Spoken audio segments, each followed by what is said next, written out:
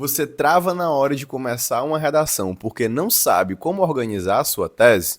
Isso é muito comum e talvez a culpa não seja sua, mas sim de ninguém ter te ensinado como montar estrategicamente uma argumentação para que você consiga performar bem, mesmo sem saber o tema previamente. Mas isso vai acabar a partir de hoje, porque nesta aula eu vou te ensinar 3 argumentos matadores para que você consiga escrever mesmo sem saber o tema e entregar uma argumentação de primeira. Claro, isso vai servir não para todos os temas com todos os 3 argumentos, mas se você souber interpretar a argumentação, você vai conseguir moldá-la estrategicamente de acordo com o tema. Então, não se trata aqui de uma solução mágica, mas sim de um start inicial para que você consiga argumentar de maneira estratégica e de maneira versátil. Para a gente começar esse vídeo, antes eu quero que você deixe aqui embaixo o seu joinha e se inscreva no nosso canal para que nós possamos continuar a entregar um vídeo por semana, conteúdos estratégicos de alta qualidade para você ir cada vez melhor nas suas provas de concurso que tenham redação. O primeiro, o mais clássico e o mais conhecido dos argumentos é a falha do Estado. Aqui existem diversas variações. Você pode colocar no tópico frasal a omissão estatal, a negligência do Estado, a ineficiência do Estado, a morosidade estatal, que é a demora em realizar determinado tipo de atividade, ou seja, você pode utilizar variações, mas culpando a instituição do Estado. Pode até usar falha nas políticas governamentais. O cuidado que eu quero deixar aqui é que você sempre, ao desenvolver essa argumentação, lembre-se de colocar 2 coisinhas essenciais para que você fuja da manada, ou seja, para que você não seja só mais uma pessoa que diz que a culpa é do Estado, mas não desenvolve bem essa argumentação. Primeiro, você deve fundamentar isso com um repertório sociocultural validado. Aqui eu deixo 2 possibilidades. A primeira delas é utilizar a Constituição Federal para culpabilizar o Estado. E já há no nosso canal do YouTube diversos vídeos ensinando como fazer isso, e inclusive com um material que eu elaborei aportilado sobre como você fundamentar a culpa do Estado na Constituição Federal, com diversos temas de redação e com diversos textos montados para que você veja como isso funciona na prática. O card vai aparecer em algum lugar dessa tela para você acessar e logo na seguida desse vídeo continuar a consumir o nosso conteúdo, vendo como é que se confecciona essa fundamentação com o repertório da Constituição.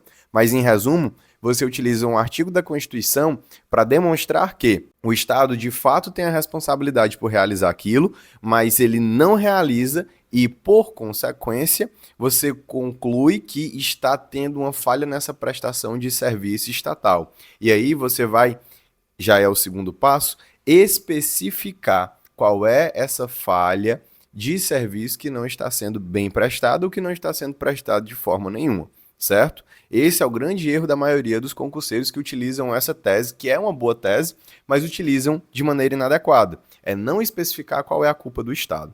Então, você seguindo esse passo a passo vai se dar bem na sua argumentação. Uma outra alternativa que eu trago para que você culpe o Estado e consiga fundamentar bem é a utilização de repertório dos contratualistas. Nós temos 3 contratualistas clássicos e mais uma porção de contratualistas contemporâneos que fundamentam em suas teorias os motivos pelos quais o Estado deve entregar serviço à população.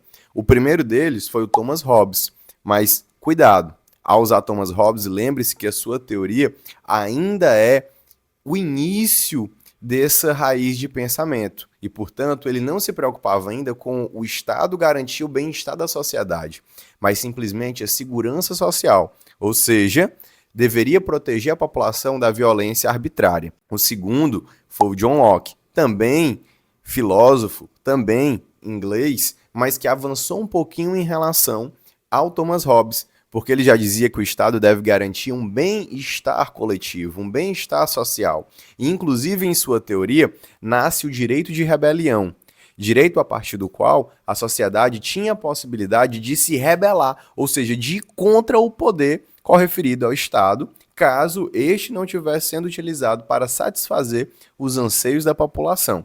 Isso diverge um pouco da raiz de pensamento desse filósofo anterior, o Hobbes, que era um absolutista e dizia que o poder deveria ser concentrado na mão do Estado e a população deveria confiar que esse poder seria, então, revertido em seu benefício. O terceiro contratualista que eu trago é o Rousseau, que já pensa um pouco mais em ideais democráticos. Então, se você tiver um tema de redação que fala um pouco mais sobre soberania, liberdade de pensamento, liberdade de voto, liberdade de participação, algo mais democrático, como valorização do direito ao voto, ou algum concurso que traga um tema nesse sentido, aí você usa o Rousseau, que foi também um contratualista, desenvolveu a necessidade que o Estado tem de cumprir com funções sociais, mas direcionou sua teoria mais para esse ramo participativo.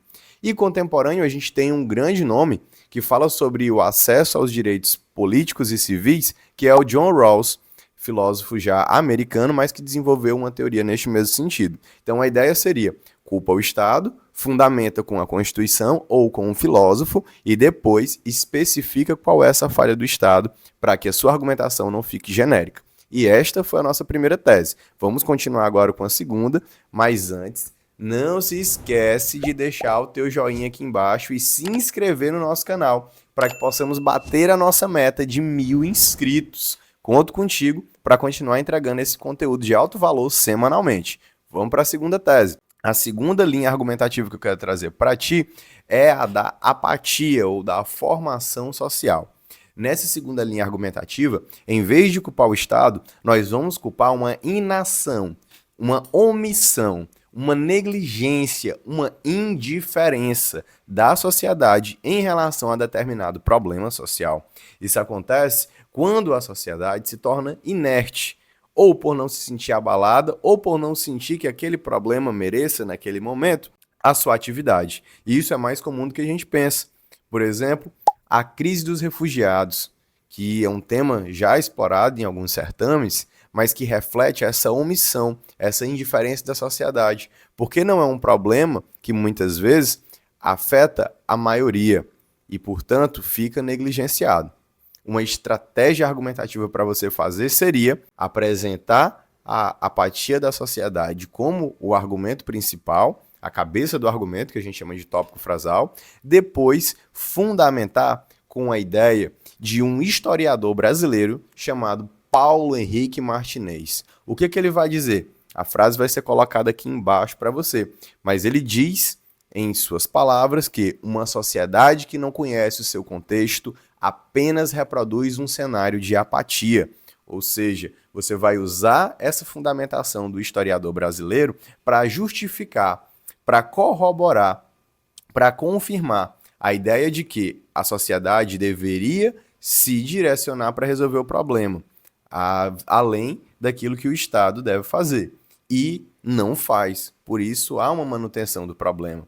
E aí você vai especificar, num terceiro passo, as exemplificações de falta de atitude da sociedade para que ele seja resolvido. Claro, tudo isso conforme o tema que foi apresentado. Agora eu vou te apresentar a terceira tese matadora, mas antes disso eu preciso te fazer um convite.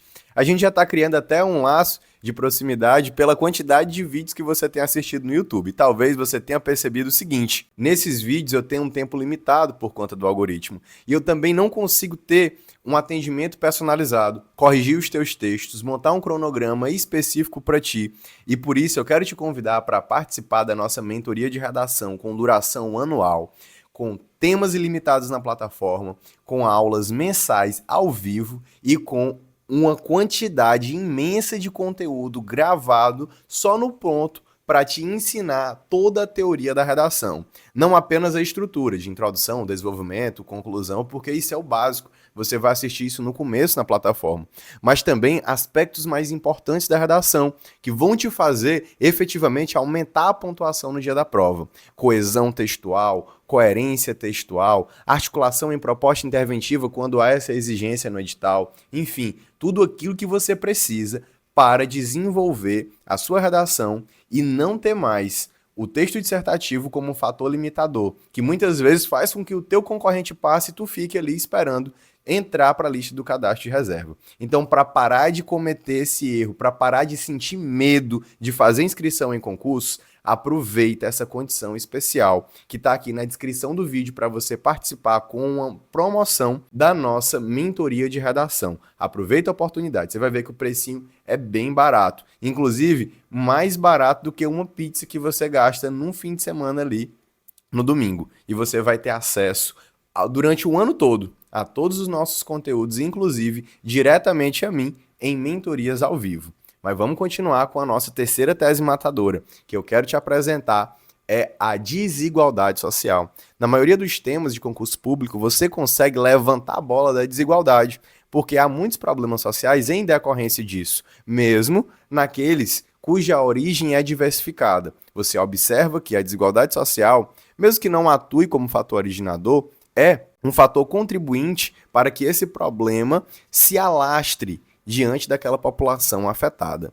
E depois de simplesmente dizer que é a desigualdade social o tópico frasal, você vai precisar, e isso você já sabe, de um repertório. E eu estou aqui para te trazer o melhor de todos os repertórios para fundamentar a desigualdade social, que é uma frase dita pelo grandioso Ariano Suassuna, inclusive autor de O Alto da Compadecida. Em uma entrevista concedida, ele disse o seguinte: a injustiça social é um mal que divide o Brasil em dois países, o dos privilegiados e os dos despossuídos. Você copia e cola essa frase porque a argumentação de desigualdade social estará efetivamente fundamentada. E a partir de então você vai especificar. Essa desigualdade social atinge diretamente qual público?